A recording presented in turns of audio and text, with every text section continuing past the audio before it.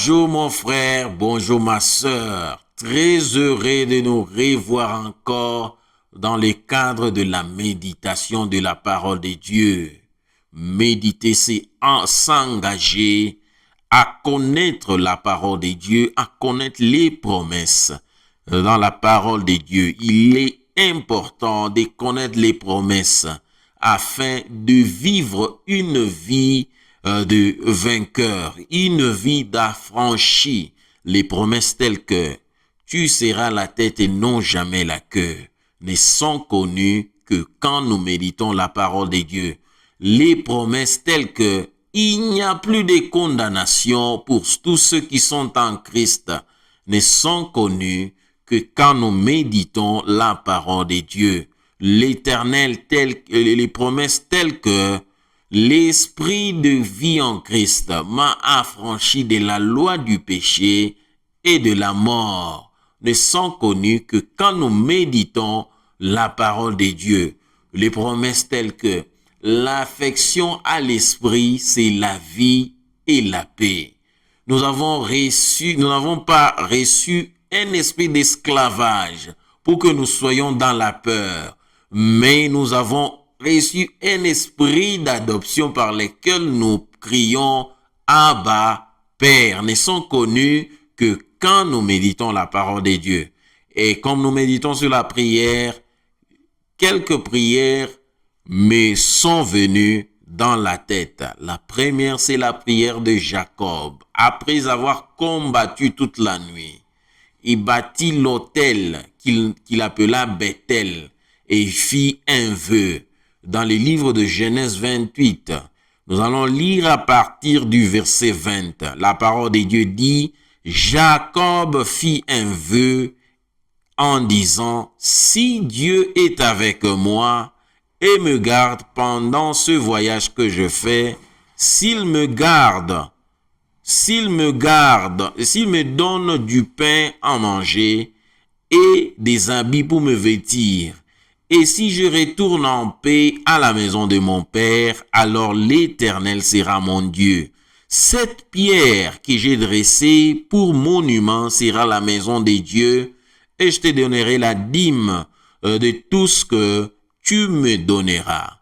La parole de Dieu dit, il fit un vœu.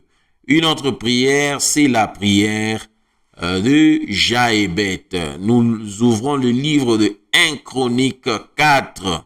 Nous allons lire le verset 10. La parole de Dieu dit, Jaébet invoqua le Dieu d'Israël en disant, si tu me bénis et que tu étendes mes limites, si ta main est avec moi, et si tu me préserves du malheur, en sorte que je ne sois pas dans la souffrance. Et Dieu accorda ce qu'il avait demandé. Nous allons remarquer ici que, après qu'il ait dit, si tu me préserves du malheur, en sorte que je ne sois pas dans la souffrance, on a mis 3 points de suspension pour dire que la phrase continue, c'est un vœu. Et le 3e vœu, c'est la prière d'Anne. Dans le livre de 1 Samuel, le chapitre 1, nous allons lire à partir du verset 10. La parole de Dieu dit, et l'amertume dans l'âme, elle pria l'Éternel et versa des pleurs. Elle fit un vœu en disant, Éternel des armées, si tu daignes regarder l'affliction de ta servante, si tu te souviens de moi et tu n'oublies point ta servante, et si tu donnes à ta servante un enfant mâle, je le consacrerai à l'Éternel pour tous les jours de sa vie, et le rasoir ne passera point sur sa tête. Nous avons ici 3 hommes et nous avons 3 prières qui vont dans le même sens. Je veux ici que nous comprenions pourquoi l'Éternel a exaucé ces gens. Parce que ils sont dans la volonté de la prière de notre Père. La prière de notre Père nous dit que ton règne vienne. Ces gens-ci ont voulu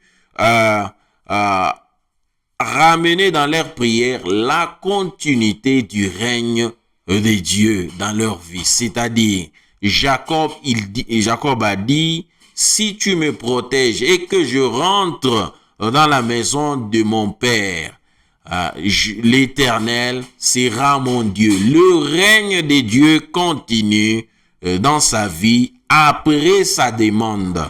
Et nous avons aussi la prière de Jaébet. Il dit, si tu me préserves du mal et que je ne sois plus dans la souffrance, 3 points de suspension. C'est-à-dire que la prière continue.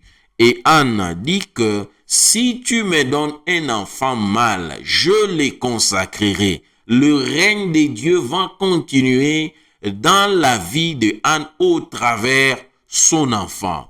Alors, nous devons prier par rapport à la volonté de que ton règne vienne, que ta volonté soit faite dans nos vies, que ta volonté soit faite, oui, dans tout ce que nous entreprenons.